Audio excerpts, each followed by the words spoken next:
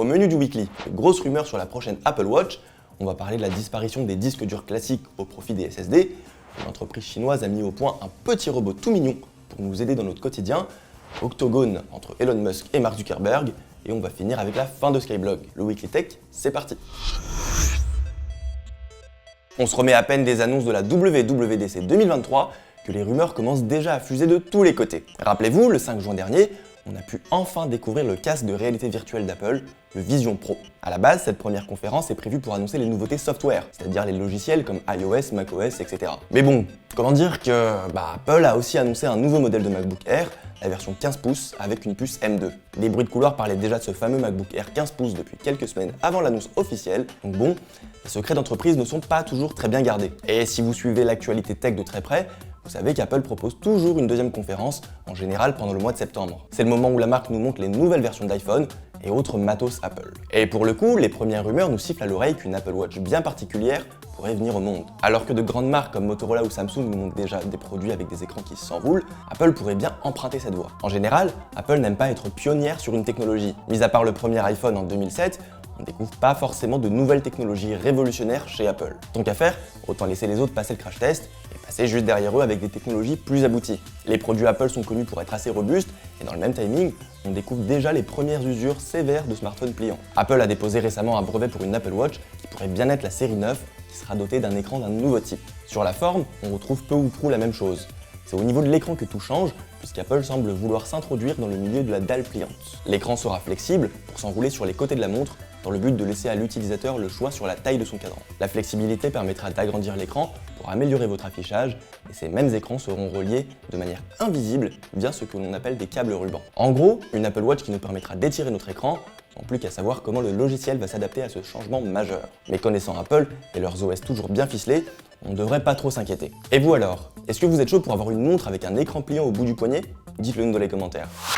Il y a une semaine, c'était le Summer Game Fest, l'occasion pour tous les joueurs du monde d'avoir un aperçu sur tous les jeux qui sortent cette année et même un peu plus tard. Dans l'eau, on retrouve énormément de jeux qui vont sortir sur PC, et clairement, tant mieux pour celles et ceux qui ont une bonne machine à la maison. Mais c'est en se penchant d'un peu plus près sur les recommandations matérielles que tout devient intéressant. Et oui, l'ère du bon gros HDD est révolue, vive le SSD. Si vous ne connaissez pas la technologie, il s'agit d'un disque dur à semi-conducteur et non magnétique comme un bon gros HDD. La différence majeure entre les deux types de stockage, c'est la méthode d'écriture. Un disque dur classique est composé de pièces mécaniques avec un plateau en aluminium rotatif. Un petit bras va écrire les données en temps réel, mais les défauts restent nombreux. Déjà, c'est mécanique et donc ça fait du bruit. Et c'est pas forcément agréable quand vous jouez. Deuxièmement, la vitesse du HDD est limitée, comptez environ 80 mégaoctets seconde en lecture et 160 mégaoctets seconde en écriture. Et si ces données ne vous indiquent pas grand chose, un SSD quant à lui peut lire jusqu'à 4950 MO seconde et écrire jusqu'à 4250 mégaoctets par seconde. La vitesse globale n'a donc plus rien à voir avec les HDD et ça fait du bien aux jeux vidéo. Plus ambitieux, plus grand, plus beau, mais surtout plus détaillé.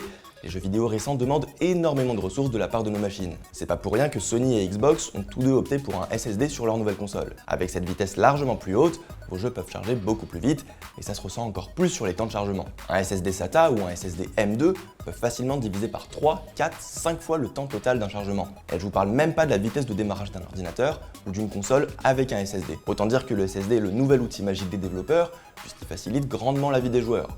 Et même en dehors des temps de chargement, les SSD sont vachement utiles. Comme je vous l'ai rapporté un peu plus tôt, les jeux sont plus détaillés que jamais, et avec ça vient son lot de données à charger rapidement, notamment les textures sur les modèles 3D. La mémoire plus rapide permet donc d'afficher plus facilement les textures au loin, et même de charger rapidement celles qui sont juste en face de notre nez, histoire de ne pas vous retrouver devant une bouille de pixels. Starfield par exemple a enfin eu sa fiche sur Steam, et on a pu découvrir que les recommandations minimales demandent un SSD. On imagine bien que le jeu se lancera sur un bon gros disque dur des familles, mais clairement, l'optimisation risque de ne pas être au rendez-vous. Les technologies sont par essence vouées à être obsolètes un jour ou l'autre, le HDD est mort, vive le SSD.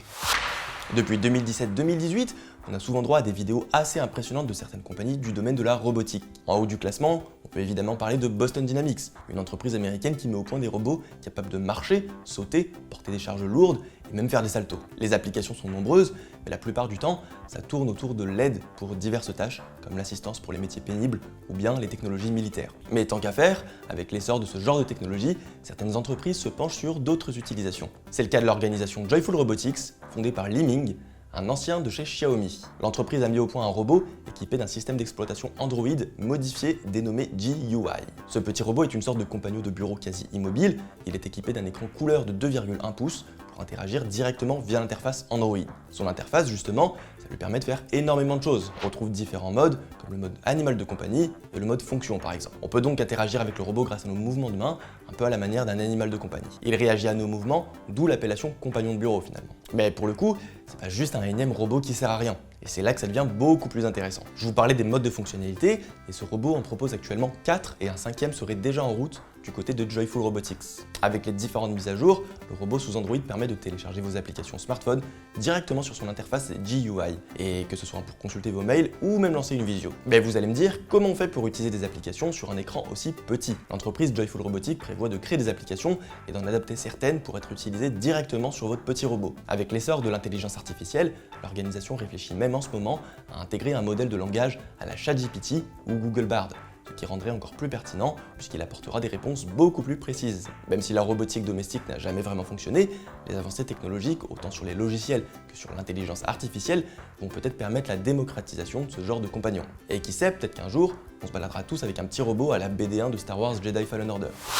Et si les deux plus grands patrons de réseaux sociaux du moment en venaient à se donner des coups, des vrais, et dans un octogone? Depuis quelques jours, cette perspective fait fantasmer bien des observateurs, dont elle semble à la fois improbable et symbolique. Pourtant, Mark Zuckerberg, patron de Meta, et Elon Musk, à la tête de Twitter, semblent prêts à en découdre. Cette possibilité trouve son origine dans un échange de messages indirects réalisé par des réseaux sociaux interposés. Mais comment on en est arrivé là? L'origine de cette situation se trouve initialement dans les spéculations autour d'un projet de Meta qui comptait lancer prochainement un concurrent direct à Twitter. Cette nouvelle plateforme qui répond au doux nom de code P92 serait pensée pour être décentralisée et elle reprendrait de nombreuses fonctionnalités du réseau social à l'oiseau bleu. Meta chercherait à capitaliser sur la fuite des utilisateurs de Twitter, mais à ce stade, son concurrent n'en serait qu'au premier stade de développement. Face à ces rumeurs, Elon Musk a commencé à réagir de manière provocante, qui n'aurait pas manqué d'interpeller en interne chez Meta. Dans une interview donnée récemment dans un podcast, Mark Zuckerberg a déclaré « J'ai toujours pensé que Twitter devrait être utilisé par 1 milliard de personnes », laissant entendre que la plateforme pourrait être mieux gérée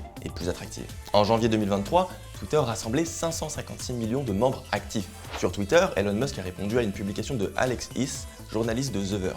Alors le milliardaire a répondu qu'il était prêt à affronter Mark Zuckerberg. C'est via une story Instagram que le patron de Meta a répondu « Envoie-moi l'adresse ». Ce dernier a ajouté ensuite Vega Octogone, ce qui renvoie à l'octogone de l'UFC Apex Arena, situé à Las Vegas. Alors, vrai baston de milliardaire en vue? Si nous sommes encore loin de cette perspective, elle fait un peu rêver. Si Elon Musk, âgé de 51 ans, est plus grand que Mark Zuckerberg, celui-ci, âgé de 39 ans, est un sportif formé au Jiu-Jitsu et a une solide expérience en MMA. Le résultat pourrait donc être étonnant. Reste à savoir si ces provocations virtuelles vont réellement se matérialiser ou si le combat se fera réellement entre Twitter et son futur concurrent préparé par Meta. Si on pouvait avoir les deux, on en serait grandement satisfait. Et vous alors? Plutôt team Musk ou team Zuckerberg? Dites-le dans les commentaires. Si vous êtes un enfant des années 90, vous avez sûrement connu la grande mode des blogs au début des années 2000. Avant l'essor des réseaux sociaux tels qu'on le connaît aujourd'hui, avec Instagram et Twitter, Internet servait principalement à deux choses. Aller sur des forums pour partager des trucs et astuces, et faire son blog pour frimer devant les copains. Skyblog reste toujours le meilleur représentant des blogs que l'on trouvait à cette époque.